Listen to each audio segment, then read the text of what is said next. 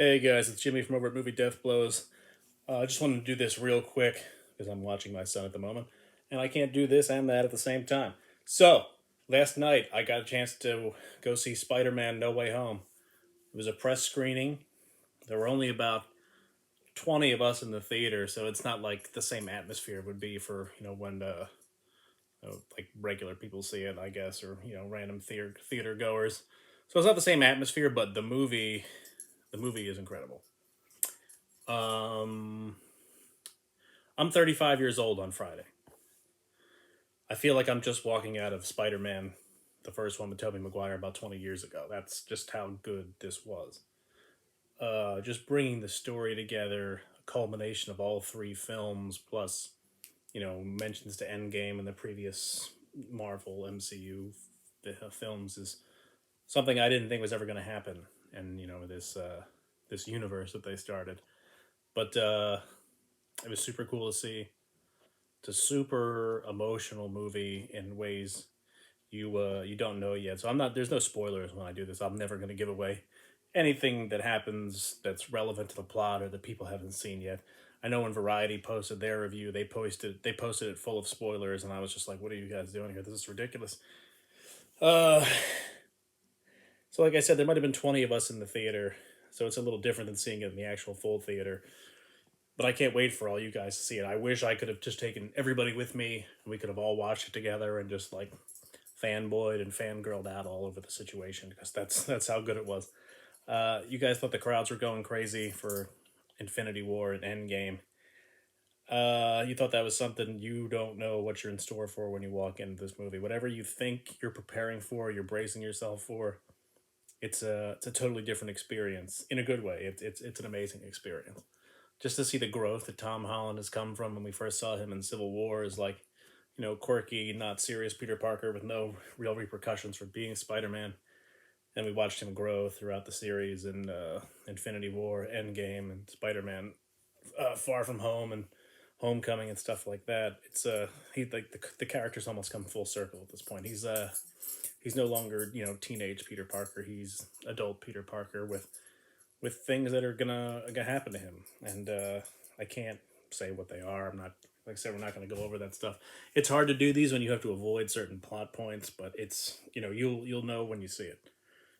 I mean, so it's not like I have to introduce you to these characters. It's not our first foray into them. You don't need the backstory. You know who Spider Man is and what he's been through. The thing that they change up the formula here for is bringing in the villains from the old Spider Man movie. So Willem Dafoe is back as the Green Goblin. He's incredible.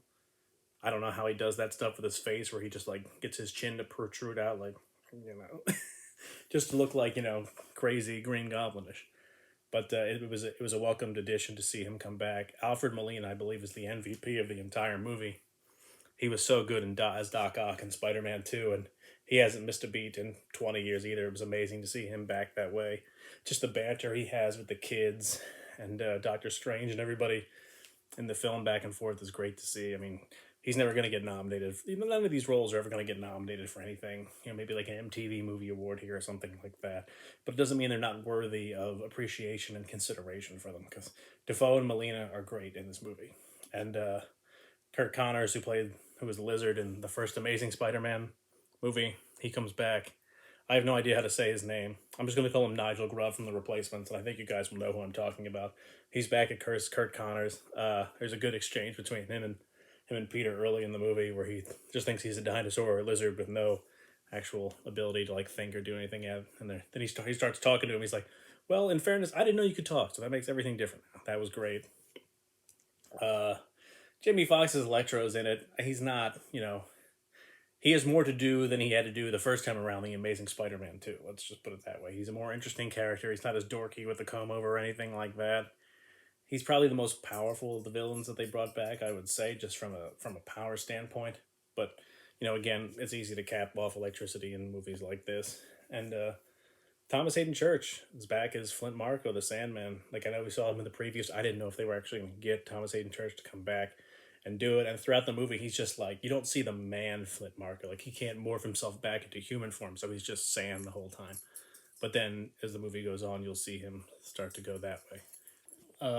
John Watts, when he got the director's gig for this job, I don't. I didn't see it, but I'm obviously not Kevin Feige or the execs behind Marvel or Sony.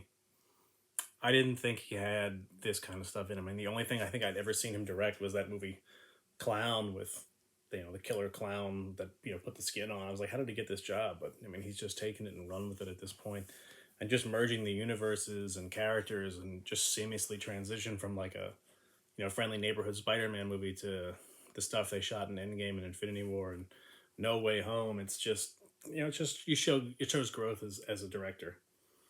And like the beginning of the movie isn't perfect. It's a little crazy with everything that goes on in it. I mean, it takes place literally right after No Way Home ends.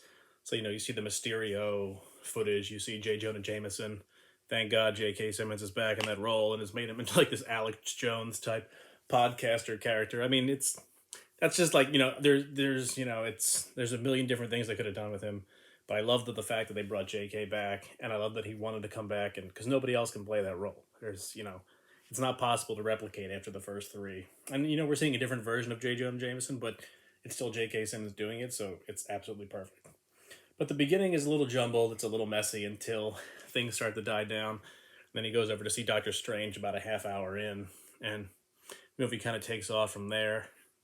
The third act, it's mind blowing. It's incredible. They asked me what my reactions were walking out of the theater, the studio execs and stuff like that. I was just like, I don't think we have enough time for all the words I would have to say. But I mean, the only word I could say at that point is it's mind blowing. It's the movie was always going to be amazing. I didn't know it was going to be that good. So I mean, everybody needs to see this. It's just gonna brings everything full circle. It's incredible. It's got everything. It's got heart. It's got emotion. It's got fear. It's got horror. All that stuff. And just to see everything come together from the Spider-Man 1 with Defoe to Spider-Man 2, Flint Marko and Spider-Man 3, and just the Amazing Spider-Man 2, all these villains just come together at once to batter Peter Parker. I'm not sure another studio or creative team could have pulled it off the way Watts and Feige and all these other people have. That's just how good it is. So it's about 2 hours and 20 minutes. There's two post-credit scenes, a mid-credit scene and a post-credit scene that should be used to. So, I mean, if you're walking out of a Marvel movie without staying for the scenes, you're probably not prepared to sit in a theater and see this stuff. So just stay. You will not be disappointed, I'll say that. The post-credit scene really isn't a scene. It's more of a preview for what we're going to see in the MCU coming up next. I'll leave it at that. If you want to read the spoilers that are out there, you go for it.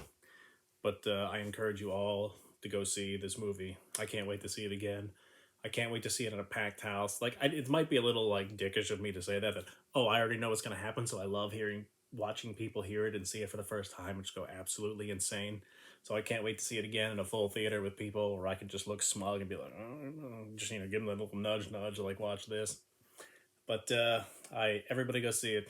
It's a 5 out of 5 for me, 5 stars out of 5 stars. I wish I could have taken you guys all with me to see it. I can't wait to hear what everybody thinks. Hit me back, like this video, share, join the channel, do whatever. I'm just in a state of awe right now, just so I can get that off my chest. So I have The Matrix Resurrections tomorrow on Thursday, and I've watched the first 6 episodes of The Witcher, and I got to see Spider-Man No Way Home here. So it's been a good 3 days for me. But everybody go see Spider-Man. Thanks. Have a good one. Bye.